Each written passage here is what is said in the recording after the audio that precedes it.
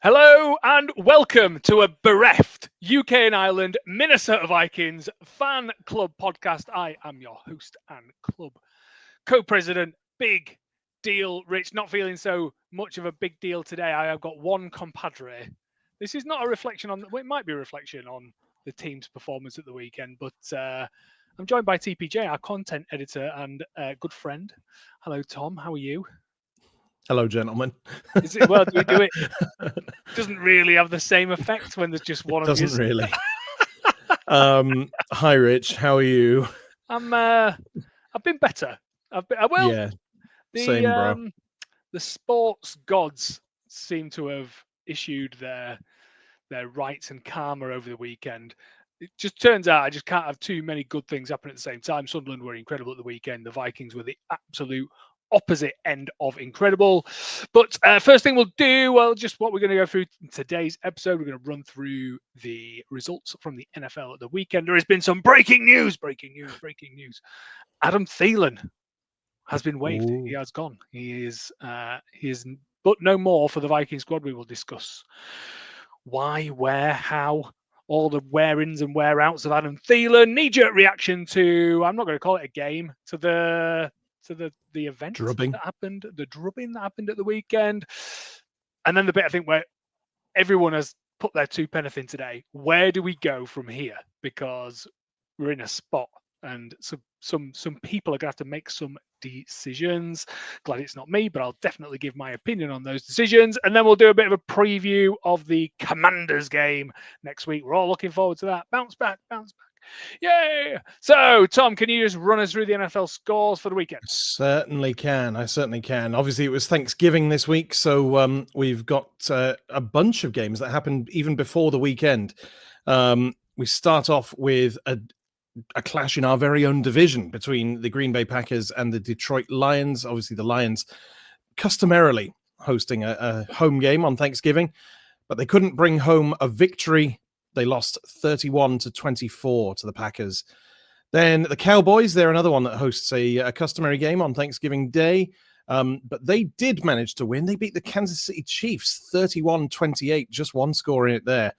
And then Lamar Jackson, has he forgotten how to play football since he got injured? Because the Baltimore Ravens at home to their division rivals, the Cincinnati Bengals, losing 32-14. Then on Friday, we had another game. It's an unusual sight having a game on a Friday, but because it was a holiday weekend, the Chicago Bears traveled to the Philadelphia Eagles and came out of Philadelphia with a 24-15 win. So that's 2 wins for the NFC North already, and we haven't even played. Coming into Sunday, then, you've got the 6 o'clock slate. You've got the LA Rams at Carolina Panthers. A very surprising win over the LA Rams, 31-28, another one of those score lines. Then you got the San Francisco 49ers beating the Cleveland Browns in Cleveland, 26-8. That feels like a scorigami, but I'm sure it's happened before. You don't see many 26s anyway. Then the Houston Texans and the Indianapolis Colts played in an AFC South matchup. That was the one on Sky. The Texans coming away 20-16 winners on the road. A home win for the Miami Dolphins against the New Orleans Saints, winning 21-17. The New York Jets won at home to the Atlanta Falcons, 27-24. The Tampa Bay Buccaneers beat the Arizona Cardinals, 20-17. Fairly low scoring there in Tampa Bay. And the Jacksonville Jaguars beat the Tennessee Titans, 25-3. The Titans still with just 1 win in their 12 games this season. That's another one that feels like scorigami. You don't often see 25 points. We'll come on to the Vikings-Seahawks game in a bit. That was one of 3 games in the sort of 9 o'clock window. We kicked off at 9:05. These other 2 games kicked off at 9:25. The LA Chargers beat their division rivals in the AFC West, the Las Vegas Raiders, 31-14. And then the last game of the 9 o'clock slate was Buffalo beating Pittsburgh 26-7. Aaron Rodgers came into that game late to try and salvage something, but he wasn't able to. And then you got Sunday Night Football, a bit of a squeaker. The Denver Broncos winning on the road 27-26 against the Washington Commanders, who are our next opponents. So, I think it's and then there's again. Monday Night Football as well. Okay. Monday Night Football, of course, being the New York Giants against the New England Patriots. The New England Patriots are absolutely smashing it this season. Drake May's really, really leading them. So I'm going to go for a Patriots win by 32-17. 32-17. It's let's just do a bit of a recap because I think it's happened again, whereas we still don't know who's good. So the Ravens were going to be good, and now they're not good. The Jets were trying their best to be bad, so they could try and be good, but now they might be good or better. And then Tennessee are definitely bad. Oh, Tennessee are definitely bad. The Raiders are definitely bad. They're 2-10. Saints. The Jets are still 3-9. Okay. The Saints, no, they're still basement dwellers. Like them and the Giants, they're both 2-10. Yeah, so the Commanders are 3-9. Somehow we're still ahead of them, but I don't. I think it'll be level pegging after next weekend. So we know. And the Ravens are leading the AFC North with a 6-6 record. It's just. I woke up in a parallel universe where the Bears were top seed in the NFC. So maybe we just hibernate for the rest of the season. Maybe that's like the Bears. answer. The funny thing is the Bears are the top seed with a overall point differential of +6. The Rams are also played. Yeah. And they've played the Giants. They've played us twice. They've played. Who else did they play? They played rubbish teams this year. Yeah, well, that's the thing. They were the bottom team in the NFC North last season, so their schedule was naturally going to be better. But the only reason they're ahead of the Rams is because they're 6-2 in the conference, whereas the Rams are 4-3. The Rams have a 124 point differential. The Seahawks plus 133, and that was only improved by last night's win over us. Really, we'll get onto that. We'll get onto it. Yeah, and the Bills. I think the Bills have now got the record for the most rushing yards in Pittsburgh since that stadium existed. So, wow. So they didn't look good last night by any stretch of the imagination, but they didn't look terrible. So, then the Chiefs got beat by the Cowboys. Good now? No. It's weird because my mum likes to be involved in things, so she is a Cowboys fan. Mm-hmm. Just because she I've got a team, Lauren's got a team, the kids have got a team. She was like, "Oh, I've got to have a team." My dad, not so much. Not watching that stupid. He's got Sunderland. Yeah. Although he says, "I'm not watching that stupid nonsense," and then every week proceeds to tell me how bad the Vikings were because he watched the stupid nonsense on the weekend. And on Thursday when the Cowboys were playing, he rang me on Friday to say your mum would not go to bed last night until she found out who won the Cowboys Chiefs game. So they're probably everyone's getting in on it. Everyone's getting. Mum was happy.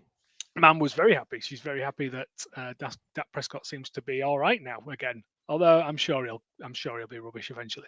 It's just the general pattern of Dak Prescott. But yeah, it was just all a bit weird. I suppose we're here to talk about I'm trying to put it off because I don't really want to talk about the Vikings. But we are going to have to talk. We are a Vikings podcast, unfortunately. We are a Vikings podcast. The first thing we have to talk about is, I suppose, when you talk about the wide receiver room and the wide receiver history of the Minnesota Vikings, it's probably the position that garners the most emotion in fans, you would say. You know, you've got such absolute legends as Randy Moss, Jake Reed, Chris Carter is 3 deep, Justin Jefferson absolutely tearing up the league. You know, Jordan Addison causes all sorts of controversy and love and hatred. But Mr. Minnesota, end zone assassin, Adam Thielen, when we knew that Jordan Addison were going to miss some games this year, and we were like, well, who could possibly fill that void for a small amount of time? And it was that's what we were thinking at the time. It was just a stopgap. Can we get someone in as a stopgap? And the front office go and get Minnesota legend Adam Thielen. You think actually maybe it's not a stopgap. Maybe this is loading our offense to have a particularly great, varied, unpredictable offensive season. And it's just nowhere near panned out that way. And for a legend like this to be released, I know I've read the press releases. You've read the press releases. He's asked to go. I don't want to play my hands too early, but it feels like another mismanagement in a season of mismanagements. Yeah, it's not been great. I mean, we all said at the time, like people were having a go at us for saying, like, oh, Adam Thielen's going to be the missing piece that finishes off this Vikings team. I don't think anyone was ever actually saying that. Like you say, he was a stopgap to fill in for Addison while he was he was suspended. We had Naylor. Like Thielen kind of was our wide receiver 3 and became our wide receiver 4. And his performances didn't really do anything to warrant him moving up that depth chart. So the fact that he's not really been playing, not really been producing, it makes sense. And you kind of saw that the writing was on the wall when he was a healthy scratch for yesterday's game. On the list of inactives, he didn't want to play, presumably, against... or either he didn't want to play or the decision had been made and the team made the decision that they wouldn't play someone who already had one foot out the door. But yeah, he was unavailable for yesterday's game. And the Vikings, actually, it's only come out in the last couple of hours, but yeah, the Vikings have put out a statement from Kwesi. He said, last week, Adam's representation approached the team and asked if we would be willing to release Adam, expressing his desire to play a bigger role in the remaining weeks of what he has indicated will be his final NFL season. Following discussions through the weekend and out of respect for Adam, we have agreed to give him the opportunity to pursue more playing time elsewhere. Adam is one of the all-time great Vikings, and we wish him and his family continued success. It's a well-worded statement. Is he going to play a bigger role at any other team? I don't think so. No. I don't think so, given the performance that he's put in this year. But then again, you could argue that he could go to anyone and say, well, I was on the Vikings team for the first 12 weeks of this year, and look at that Vikings team for the first 12 weeks. Don't judge me on 12 weeks, judge me on 10 years of a career. And he might be able to sneak through the back door of a team that just needs some support in the wide receiver area. I think, one, did we ever use him correctly when he came back? Did he ever fit really into a Kevin O'Connell scheme with that middle area over the middle where he used to love to catch the ball, or really sort of short and wide out where he used to love to catch the ball? I don't think we even tried. And it's difficult when you're trying to bed in a new quarterback, and shouldn't he be a new quarterback's dream though? Short over the middle. Yeah, but when that new quarterback hasn't played any games and he's obviously struggling mentally to know what to do and where to get the ball. And Thielen, as I say, he was our wide receiver 4. He was hardly ever on the field. Like, his snap count was very, very low this season compared to previous years. Yeah, he was probably misused. He was probably the wrong player to bring in, but sentimentality got in the way. And yeah, it's a shame. He's put out a statement as well. He says, Vikings family, thank you. This is tremendously difficult for me to write, and certainly not how any of us imagined this to go. As a Minnesota native, putting on this uniform over the years and representing this community both on and off the field has always meant that much more to me. This team is in my bones, it's in my heart, and it's part of my DNA. I will always be a Minnesota Viking. Since this past spring, I knew this was going to be my last season playing in the National Football League. Given that, the Vikings allowed me the opportunity to go compete elsewhere for the last few weeks of my career. Minnesota will always be our home, and we are incredibly grateful to the Wilf family, Kwesi, KO, Rob, and everyone in the Vikings organization for bringing us back in August. This organization means the world to us from the top down, and this locker room is filled with true professionals, with gratitude and love, and I'll be back to retire, Adam. So he'll sign a one-day contract and come back and retire as a Viking, which is the right thing to do. Ring of Honor? Gotta be. I think I don't think he'll ever make the Hall of Fame. He'll make No. the Hall of Very, Very Good, but he's Yeah. not a Hall of Famer. Yeah, unfortunately not. He's not gonna don that gold jacket and step over the mark, unfortunately. But he's a Minnesota legend and definitely in the conversation of top 10, top 5 wide receivers in the history of the franchise organization. So I don't see why he wouldn't get into the Ring of Honor. His statement compared to the organization statement are markedly different to me in terms of the way that you should and again, it feels just like a bit of a drop ball, excuse the pun, mismanagement of how to deal with someone who the fans just absolutely adore. So I feel like it's just another thing this season that's gone wrong, which I can't really get behind. I feel like there was almost a race to get the statements out. Like the Vikings wanted to get theirs out before Thielen did, like to sort of get ahead of the game. But I think, well, it's going to be a shame. It's not the way we wanted him to have his final season end. I don't see him getting picked up by any. Well, I don't see him playing a bigger role at any other team.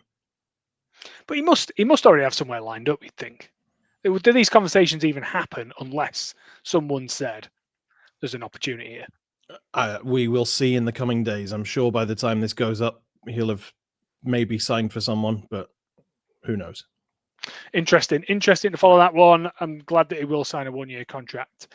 We will see where that goes. I suppose, based on the fact that he didn't play in this weekend's game, that's probably a segue into our next section, which is knee-jerk reaction. Yeah, not quite knee-jerk because we are now 24 hours down as opposed to really knee-jerk, which we were feeling yesterday. Tom, I've got no one else to come to. You are my sole compatriot on the show today. What is your knee-jerk reaction to the game yesterday? My knee-jerk reaction is just wanting to put my foot through the television. Like, it's so frustrating feeling like there's nowhere that you're going to get points from. The one opportunity we had yesterday, we get down to 4th and 1, KOC decides to go for it, and then instead of taking a sack and like making the best of a bad situation, Max Brosma throws the ball like a lame duck or like a lame Seahawk into the hands of a waiting defender to run 90 odd yards to the end zone. It was like my life flashed before my eyes. I could see it coming. It was like Final Destination. I had a premonition that was exactly what was going to happen. It's funny. I was watching it with our friend Tom, who will appear perhaps on some social media for the Vikings pretty soon. And we said, well, we can't come, like we've forced that turnover. We can't come away from this drive with anything less than 3 points. And like we get to 4th down and we're like, does he kick the field goal here, or he's going to go for it, isn't he? Oh no. Oh, he's getting chased out oh no. Oh no. Like that's the knee-jerk reaction. It's just, oh no. Yeah. I mean, I'll go to that specific sequence and drive. That should have been Billy's play. Yeah, the defense yesterday was good. Yesterday was good. They spent far too many minutes on the field. But for what they had to do and when they had to do it, I mean, it could have been drastically different if they hadn't shown up yesterday. Drastically different. They were good. So. That turnover was good. Dallas Turner played very, very well yesterday. Great. And Redmond with the recovery as well. Like it was very impressive. But as you say, when you've got a defense that's got to stay out on the field for however many minutes, I'm scrambling to find the actual stats from the game. I'll filibuster if you want, mate, because I still have to give my opinion on the other two phases. Let's have your knee-jerk reaction. Dreadful, absolutely dreadful. And I've said it. I feel like I'm on copy and paste every week on this now, and it's not copy and paste, identical copy and paste. It's copy and paste with the same sentiment, with the same, why is no one else stepping up? Why is no one else helping people out?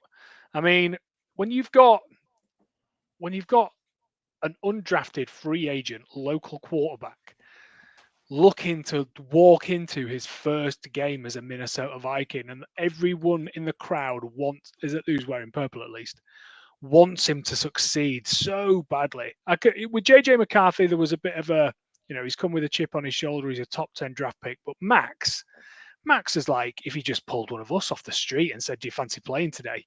That's what it felt like. It felt like, and everyone was like, he gets the ball out quicker. He's, much better scheme fit for Kevin O'Connell. And he's older than JJ McCarthy as well. Yeah, I didn't realize more this. Games, he's 24. Yeah, he's played. He had 5 seasons of college eligibility. It was. And the Gophers were like, he's like, he changed our offense. He in a offense that wasn't particularly great, he threw for God knows how many yards, and it was just everything about it. 2,617. There you go. Everything about it was, he's gonna, everyone just was willing him to do well, apart from Kevin O'Connell, who decides to throw him under the bus in a 4-and-1 yard turnover situation and not run the ball. Yeah. How many times do we have to say it now? Week after week after week after week. Run the damn ball. Run the ball. I thought it was the right decision. I thought you have to go for it. You have to go for it. I think going for it was the right call. Just not like that. Like you've got to run it up the gut. Just incredible. And when it's a momentum game, we all know it. It is an absolute momentum game. You just forced a turnover. You're thinking literally the word that we came up with as well. Momentum. Like it changes on one play. Yeah. Just everyone all of a sudden, it's like Max Brosen has had about a case of Red Bull. He's on wings. Everyone's like, yes, Max is the guy. But instead, we ask him to play action roll out, and against the Seattle defense that is, if not the best in the league this season, it's just give the boy a chance. Give the boy a chance and just call something that is a simplistic game. No one would have cared if we'd have run and got stopped. Then it basically, they're starting on their 1 yard line, and our defense was pretty good, like I say. But don't do that. Just don't do it. So my knee-jerk reaction to the game is the same as what it's always been. Lots of hope going into the game, and it's been hope for different reasons week to week to week. I hope we does this. Hope it does. We've got this. Maybe a little spark going into this game. Just not good enough, and I don't think that. Yeah. I don't think we're helping ourselves. That's the main thing. No. Well, look, we haven't been shut out in a game since 2007. Literally, like the first season I was a Vikings fan. We got nilled by Green Bay 34-0 around this time 18 years ago. And to have it happen right now is the wrong time for it to have to happen. We're just going from bad to bad to bad to bad to worse. It's not good. In the bum. I was going to say about the defense. They're having to work so hard, and like the time of possession wasn't too different between the two teams. You got 34 minutes and 21 seconds for Seattle, 25 minutes 39 for the Vikings. It's not like bang on 50-50, but it's not too far off. The difference was the Vikings had only one drive that was longer than 5 plays. Wow.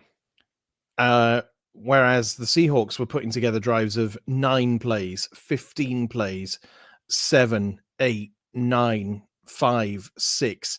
Like they were able to keep their drives going longer than we were, and it meant that their defense could stay off the field and ours was on the field a lot longer. Like, how many drives did we have? We had 13 drives compared to their 10 as well. You're reading out the stats to me now, and it didn't feel that way. It felt like we were off and on, defense out for a good long stretch, off and on, defense out for, and we had Sam Darnold's, we had his game numbered. We knew how to play the scheme against him. Dallas Turner, again, what a gem. The only person that's really coming out of this season with much credibility. Yeah, and that was his first multi-sack game. He was just good. He was good. He was good yesterday. There's no doubt about that. It's just that the Seahawks just ground it out and they played simple football. So they just knew what decision to make, even to the point where they were just about to take a field goal and then went, no, we can definitely get a yard against these guys. Took a timeout and decided to change the play. I mean, that if you don't have, it's disrespectful. What is it? Or is it just? It's knowing that you're better than the other team for sure, but it's a little bit disrespectful. Do you know what? Maybe sometimes we deserve a bit of disrespect, considering we were, going for it on 4th and 1 and then not running the ball. Maybe we deserved a bit of disrespect, and it happened again. So we started with a bit of hope, playing pretty simple football. And then as soon as things start to go wrong, the penalties start to creep in, the turnovers start to creep in. We start trying to force and push the ball to people in places where the ball should not be forced and pushed. It's just, everything about it was just, again, it was starting up here and finishing down here. And next week, I don't think we'll even start up here. It feels like a flatline season.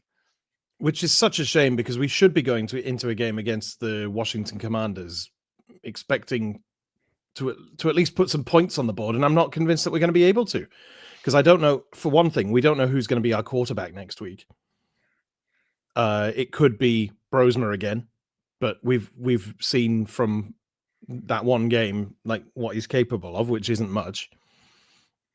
Or it could be JJ McCarthy, who's coming off a concussion, and we already know what he can do, which also isn't much.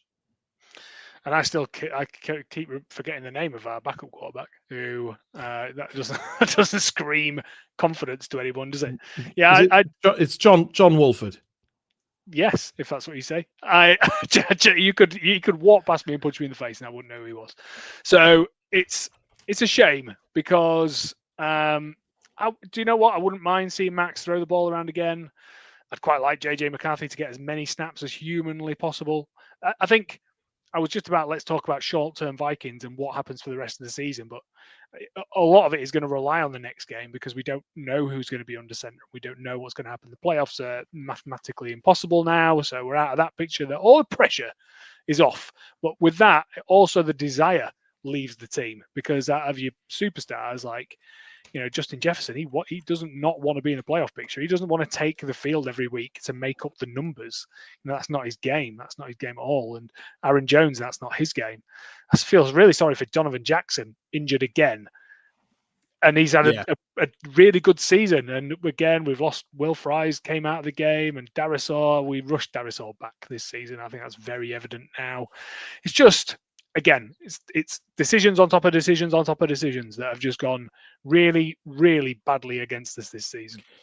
I don't know if we have rushed Darisaw back. Like, obviously they've been being cautious with him in practice, but I think last week's injury, I'm not sure it was necessarily an aggravation of the one that he already had. It was just he got injured on a play, and it happened to be on the same knee. But he was very much a game time decision to play in this game against the Seahawks. Jackson, obviously, he was pretty much a no-go, but Darisaw managed a bit of practice, and ultimately they decided to not risk him again. But it will be interesting to see what. Well, all right. Look at Wentz. We wanged Wentz into a game that he should never ever have been playing in. Aaron Jones is obviously carrying an injury, who aggravated it yesterday. I just don't. Some of the decisions this season, I just cannot get behind. But the issue is with depth. We just haven't got the depth in the squad. We're losing anyway. So why put these guys in the hospital if we're going to lose anyway? Well, because you want to give yourself the best chance of winning, and you give yourself the best chance of winning by playing the better players. If they are carrying an injury, like sometimes that injury can, like, it could be a bad injury, or it could be one that debilitates them, or it could be one that is actually we can play through. It's like Daniel Jones; he's playing with a fracture to his fibula. Obviously, that is a pretty serious injury, and if he aggravates it any further, then he won't play for the rest of the season. But he's able to go out there and play. And it's the same, like no player comes through the season without any sort of injury. Like there are some, like you pick up a knock and it doesn't need to be reported on the injury report, but every player is coming through a season with some kind of ailment. There's a bit of some difference point. in the situation Daniel Jones is in and the Colts are in versus already dead Minnesota Vikings. So there is a big difference there. And I suppose that takes us on to, we're going to have to talk about it. What do we do? What do we do now? What happens? Because we came into the season, let's take stock. We came into the season coming off a 14-win season with Sam Darnold. Sam Darnold obviously browned the bed in the playoffs, so we could not use him going forward. That was an easy decision to make. I think he wanted loads of money. He was not cut out for the big games, and even in some of the small games, winning by a very small margin in what was basically a game managed system, was never going to be the long-term solution to the Minnesota Vikings. This feels like a bit of revisionist history. Well, I just think that that again, I come back to that spraying water on each other in the locker room stage of last season. And I think if that's the mentality where you think you've won a Super Bowl and spraying water, it never sat well with me. And I always thought that was never going to be the future. But we came into this season anyway with a brand new quarterback. Brand new, I'm going to put in inverted commas. He's been with the organization a year, so we know him. We've talked to him. We've seen him do stuff, So he was not hyped up as in, oh yeah, he's definitely going to win as a Super Bowl. But we stacked the roster to the point where you were thinking, if he can just be a serviceable quarterback in the NFL, we at least make the playoffs and we'll see where we go. That was the framing of what this season was going to be. And I knew from his days at Michigan what type of quarterback he was, which was not a pass-first quarterback. It was a run-first quarterback with a few games under his belt. He was, obviously a winner in certain situations and had a bit of a cannon on him, but, wasn't the most accurate of throwing quarterbacks in the game. And we seem to have entered the season and decided not to play to his strengths, not to try and adapt our game. And he's had some injuries here and there. We've had injuries on the O-line. It's just all been a bit of a mess. And it hasn't helped by anyone else on the offensive side of the ball playing anywhere near the level that they're supposed to either. There's been drops everywhere, fumbles everywhere, penalties, just you name it. We have done it. What? Ironically, yesterday's game, like TJ Hawkinson has been pretty bad all season. Where did he come from? All of a sudden, he's actually had a decent game yesterday. I'm with you on JJ McCarthy. Like my thinking is like we were all sort of sold the hype. Like KOC was like, this is my guy. Like, but not. He seems to have been sold on his attitude rather than his actual aptitude. He, like, if anyone who's actually watched college football, and I'm not one of them. I'm listening to people saying, "Oh, I never believed in JJ McCarthy anyway. Like, I always thought he was a reach by the Vikings," and I'm suddenly going, "Yeah, I can see why you're saying that now." But for those of us who don't watch college football, you're going like, "Oh, well, if KOC thinks he's the guy, like KOC's the guy who brought on Sam Darnold and got the best out of Josh Dobbs for a game," and.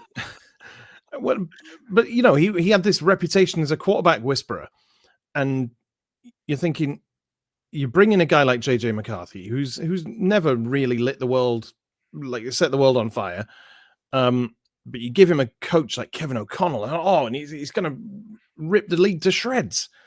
It's just not happened. So what do? You kind of have to ride with him. And hope that he learns how to be an NFL quarterback in these last 5 games of the season. Okay, well, I'll tell you what. And in the offseason next year. Before you jump into decision on quarterback, let's start at the very, very top. The Wilfs own an organization and they have had a GM and a head coach. And let's face it, GM and head coaches come as a two. They come as a pair, as a couple. Very, very rarely will one not go or come with the other. Sometimes the GM will keep their job longer than a coach, but I think we're looking at, from the outside in, and this is the thing: a GM might keep their job longer than a coach, but looking at our situation, if you were going to keep one of the two, you wouldn't keep Kwesi. Because no, absolutely. I think you've got to do the same as what Miami have done. Miami let their GM go and kept Mike McDaniel. I think we've got to. I think we are best placed to do exactly the same by keeping Kevin O'Connell and binning off Kwesi, who doesn't seem to be able to draft, doesn't seem to be able to make good free agent signings, doesn't seem to be able to trade. I think the best thing he can do is manage salary cap. So your decision at this point in time is to move on from Kwesi in the off season or sooner? In the off season, I think like the season is gone, but I don't think you benefit by bringing in a new general manager right now. Because what can the GM do? I mean, maybe you benefit by bringing in someone now, and then he has a couple of extra months to be like, well, this is my plan for next season. Let's start implementing it now. But I just don't. I don't think it's been that bad that it warrants firing him mid-season. Okay, so we're not the Miami Dolphins. We don't fire Kwesi now. So you're proposing to change Kwesi, but you are proposing to keep Kevin O'Connell. Yeah, I think he's done a good enough job to justify that. I think he fosters a good atmosphere in the locker room, and he's had more wins than he's had losses. Like this season seems like an aberration to me.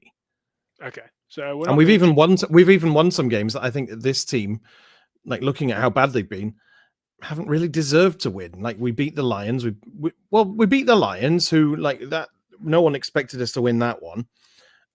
We beat the Bears in week 1. I think maybe we kind of hoped that we would win that, like based on the state of the roster. But looking back, it feels like a game that we probably shouldn't have won. The Bears have won some mega games this year. Okay, like so they'll look back at this season and think, how did we lose to the Vikings? Yeah, I mean, I'd be doing that not at the end of the season. I'd have been doing that now. In fact, 3-4. Oh no, they are doing it now. I'm just saying, like when they look back at the sum total of this season, if they miss out on like the number 1 seed by 1 win, they'll be like, we should have beaten the Vikings. Yeah, I get that. So we've kept Kevin O'Connell. We've got rid of Kwesi. We've got 2 other coaches that are prominent within the organization. We have got B-Flow, who we all know and love, and we've got our offensive. I struggle to call him a coordinator or a coach, because I think he's an offensive yes man is what I feel like he actually is. What do you do with those guys? Well, that presents another option. I mean, I would probably keep Brian Flores. Like he's obviously the best coach we have on this team right now, below head coach. He may even be better than Kevin O'Connell. And that was, as you were saying that, my thinking was maybe what we do is we actually do cut ties with Kevin O'Connell and say, B-Flow, do you want to be a head coach again?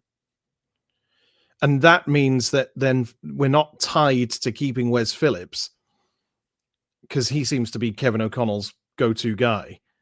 So you bring in Flores as head coach, get a new DC, and bring in an OC as well.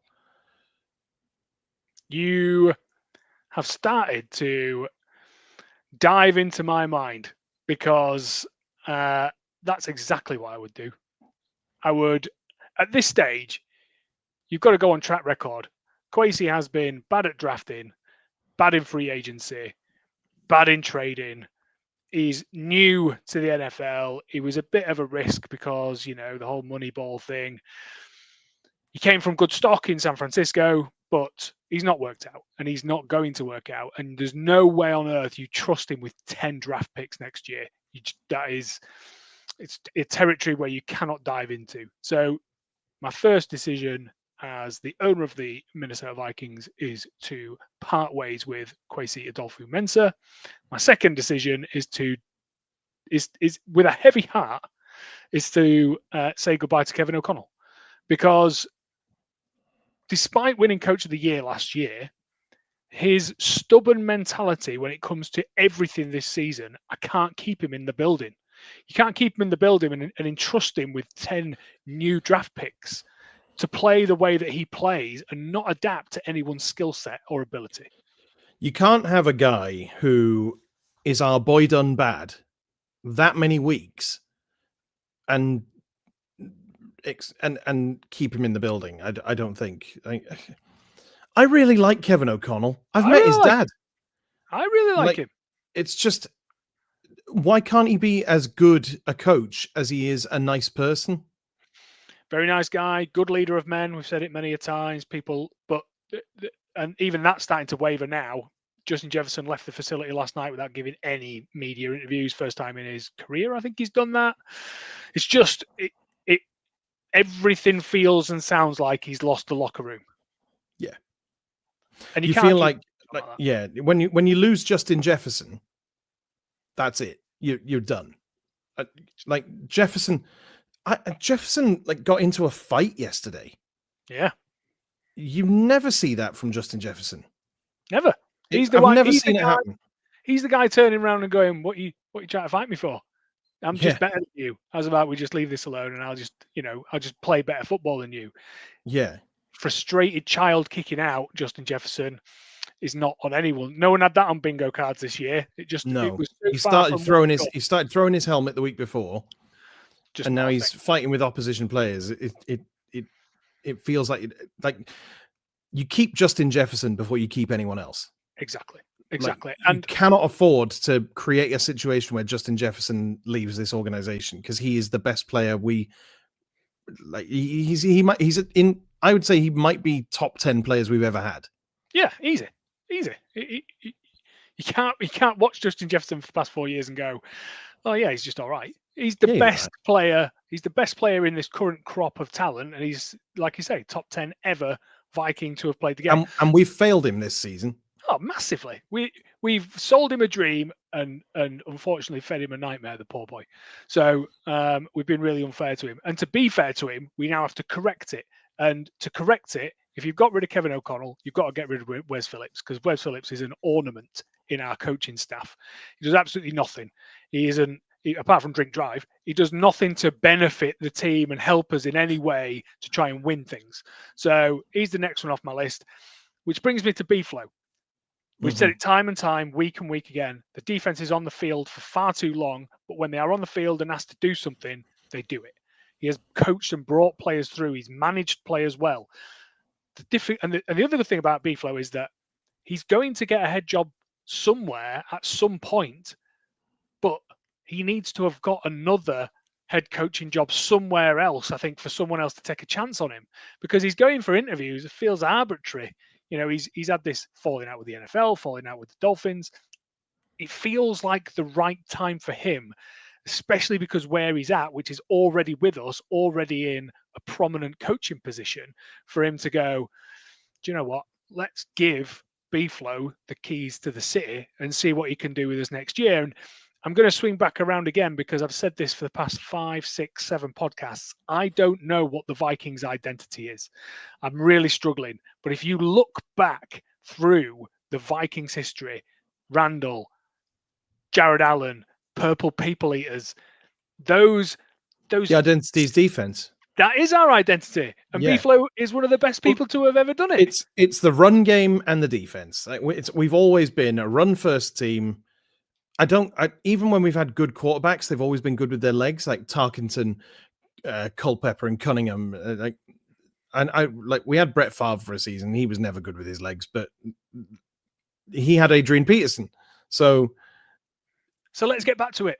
Let's get back to what let's the fans get love. A blue chip, like bell cow running back, or at least use Mason and Jones correctly. And do you know what? Who's going to work well as a quarterback in a run-first, defensive-heavy organization? JJ McCarthy. You hope. You really hope so. You've got him there. And if he doesn't do well next year, that's fine. B-Flow can go, "Unfortunately, he gave me a dud, so let me go and find someone else." You were a remnant of the previous administration. You're out on your ear, son. Yeah. So I'm pinning my mast to the wall. Kwesi goes. Kevin O'Connell goes. Wes Phillips goes, B-Flow leads us back into our identity and back to glory. That is my blueprint for the Vikings in 2026. You've just got to hope that Flores, like if that happens, you've got to hope that Flores has that same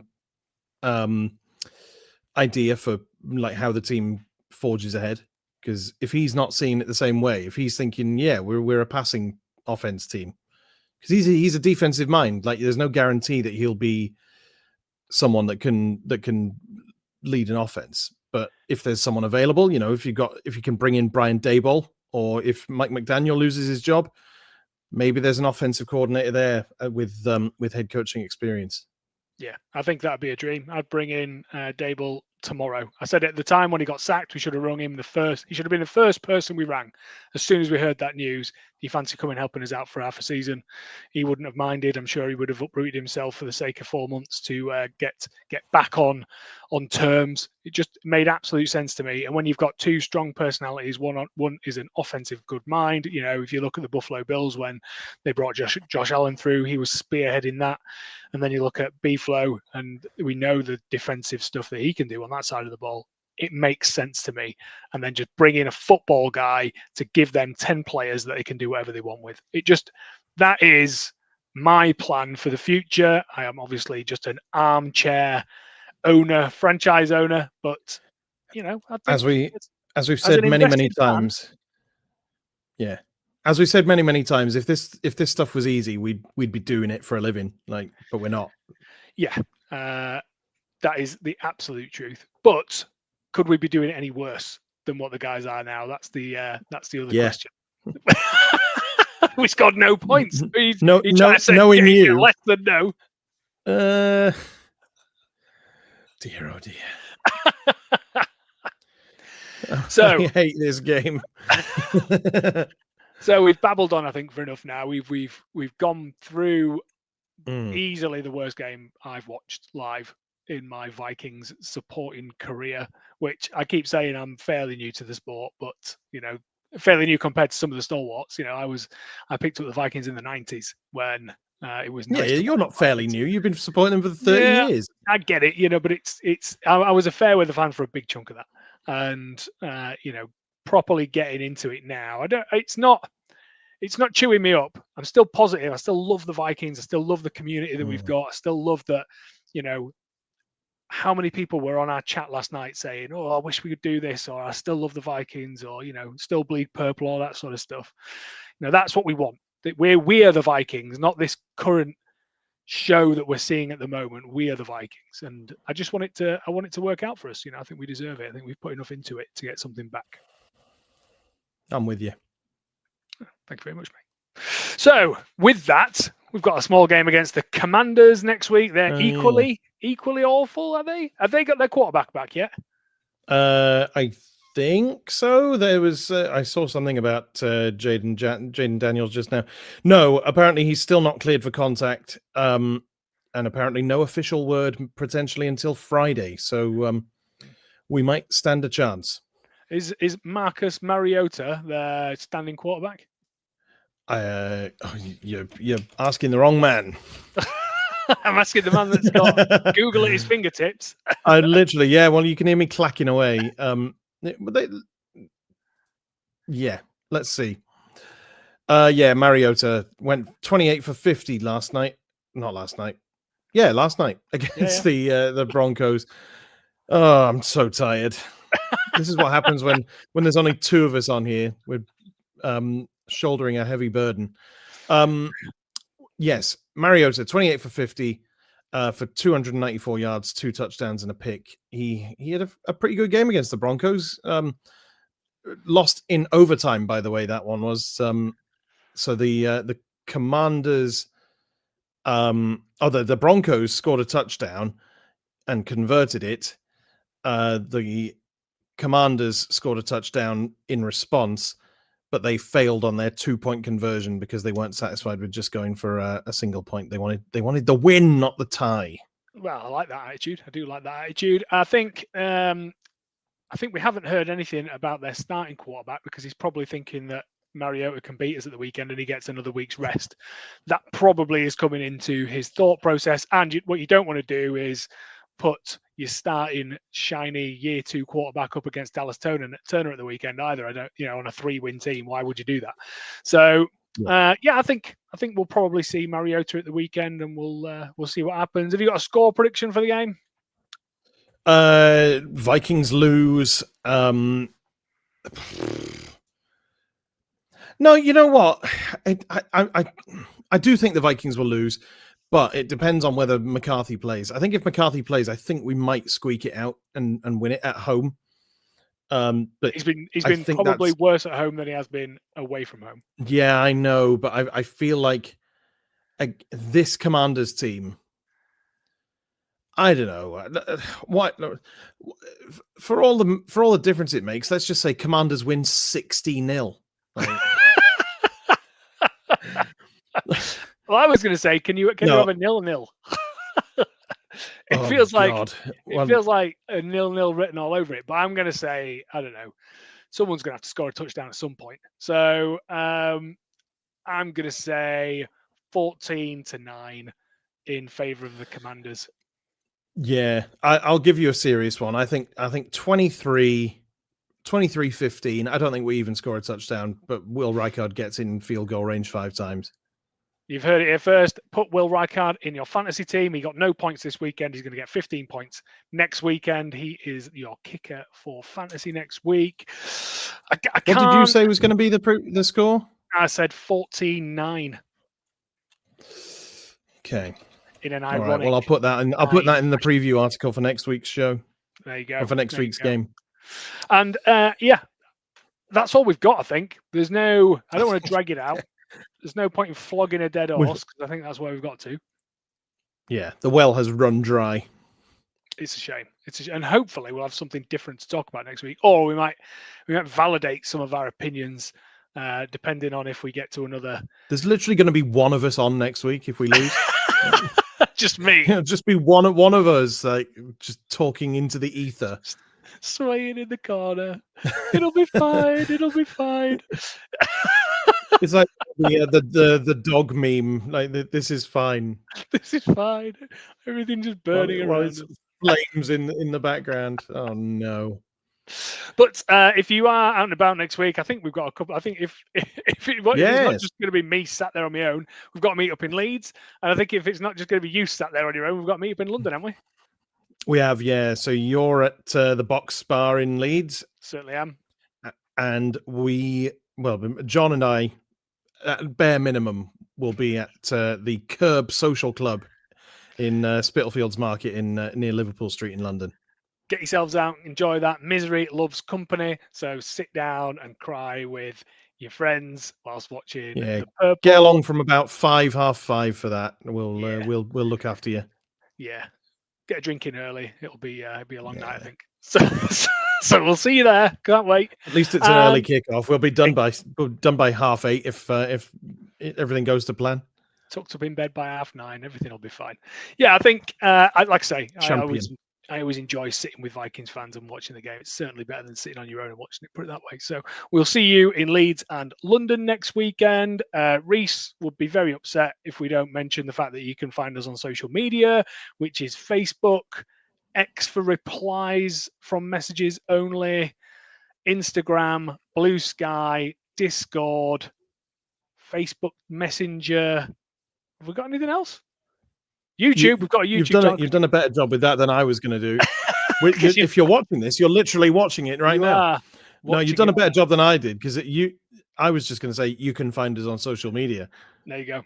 I've said some links in the description. No, we're not on LinkedIn just yet, but we might be applying for new supporter roles depending on how this season pans out. Yeah, I think. Thank you for listening to us. Thank you for. What I have enjoyed over the past couple of days is everyone has an opinion on how we want to change things and how we do things a bit differently. But the consistent is we love the Vikings and we just want it to be better. We want good things for each other and for ourselves, and that's not a bad thing, is it? Yeah, and if you'd like to be a guest on the podcast, please let us know. Like all of our contact details are as Rich described. But yeah, please drop us an email or a DM on any of our socials. That we'd love to have you. Like, even if it's just to hear a different voice, we'd like some variety. If you'd like to write a skull from the sofa article for us, if you want to rant about how bad we've been, and if you think you can fix us, you can put it on our website as well. Yeah. I'm Or if always looking for you've got a new scalding content hot contributors. take, like We love those. let's keep Kwesi and let him pick 10 new draft picks next year. That might be a scalding hot take, but we'll see. So yes, thank you very much for joining us. We are going to sign off. We'll see you again next week. Thanks for coming, Tom. Thanks for coming, Rich. Thank you very much. Say goodbye, gentlemen. Goodbye, gentlemen. I think. Thanks for listening. Thanks for watching. Cheers. Ta-ra.